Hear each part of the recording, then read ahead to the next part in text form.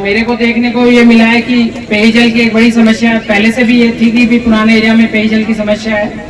वो टीम लगी हुई है और हमने अधिकारियों को निर्देश दिए हैं। आपसे सहयोग इतना अपेक्षित है सरपंच से जिन्होंने दिया और आम जन से कि इलीगल कनेक्शन अगर कोई कर रहा है और उसको टीम वो कर रही है तो सहयोग करे। ये मैंने अभी मंच से भी बोला था और मैं इसको दोबारा दोहरा रहा हूँ। और आपको रिजल्ट आएगा, रिजल्ट दिखने लगेगा। फिर भी अगर किसी की समस्या का समाधान नहीं हो पाता है तो सरकार ने समाधान शिविर शुरू कर रखे हैं, जिसमें सारे अधिकारी कर्मचारी एक ही छत के नीचे सोमवार को 10 से 12 बजे तक, बृहस्पतिवार गुरुवार को 10 से 12 बजे तक बैठते हैं। आप एसडीएम ऑफिस पुनाना में भी दे सकते हैं या डीसी ऑफिस नू में जाके भी दे सकते हैं, किसी भी दिन कोई आप पे रोक नहीं है। उसका एक नंबर चढ़ता है बाकायदा डिजिटल, जो सीएम ऑफिस भी ट्रैक करती है, हम खुद भी ट्रैक करते हैं और हर शुक्रवार उसकी समीक्षा बैठक होती है। कुछ समस्याओं में समय लग सकता है लेकिन विभाग आपको अवगत कराएगा कि भी कितनी समय सीमा उनको चाहिए।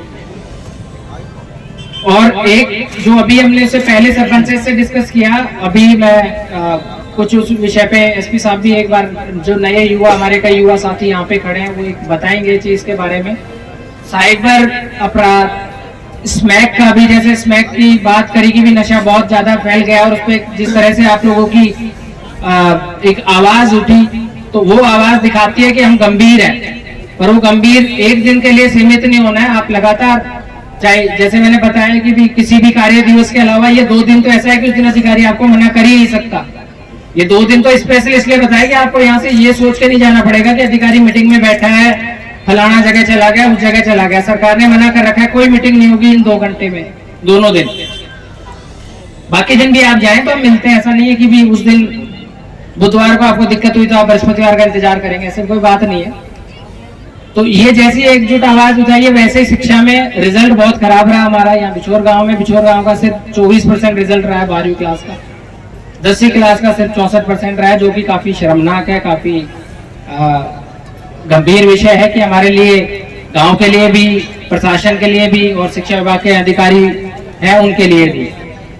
तो गांव में ही मिलके उसको करना है। जो बच्चे लगता था कि भी नकल करके पास हो जाएंगे, सबने देख लिया इस बार कि किस तरह से प्रशासन सख्ती से, और ये चीज अब आप भूल जाइए कि प्रशासन अब इस चीज को कभी दोबारा रिपीट होने नहीं देगा। हमेशा वही शक्ति, वही चीजें रहेगी और हम चाहेंगे रिजल्ट हमारा 100% जाए, हमारे खुद के बलबूते पे, खुद की मेहनत पे।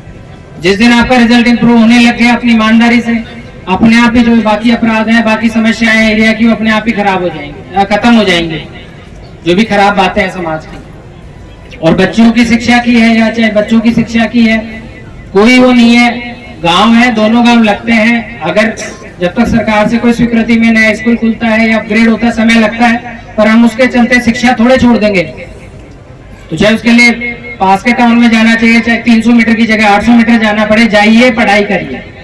शिक्षा ही एक ऐसा है जो आगे बढ़ाएगा और अपना क्षेत्र, उसमें पूरे भारत के सबसे पिछड़े इलाकों में नू है, एस्पिरेशनल डिस्ट्रिक्ट जिसको बोलते हैं, 112 जिलों में, और ब्लॉकों में जो जितने ब्लॉक हैं, सबसे पिछड़े ब्लॉक, उसमें पुनाना सबसे आखिरी में। तो सरकार भी गंभीर है। अगर सरकार गंभीर नहीं है तो इस तरह से समाधान शिविर या रात्रि ठहराव या इसको एस्पिरेशनल ब्लॉक क्यों डिक्लेयर करेगी? डिक्लेयर इसीलिए करते हैं कि हम एक्सेप्ट करें सबसे पहले तो कि हम में कमियां हैं, हम पिछड़े हुए हैं, और फिर आगे बात करें। तो जितने भी युवा हैं, जितने भी मेरे साथी मंच पे, मेरे साथी अधिकारी कर्मचारी हैं, समस्याओं को, जितनी भी समस्याएं हैं, गंभीरता से लें, समय पे निराकरण करें। अगर नहीं होती है तो सिटीजन को अवगत कराएं कारण के साथ, ताकि वो इधर उधर धक्के खाने से तो बचे, उसको पता चल जाए कि मेरी ये दिक्कत है, नहीं हो पाएगी, और होगी तो कहां से होगी।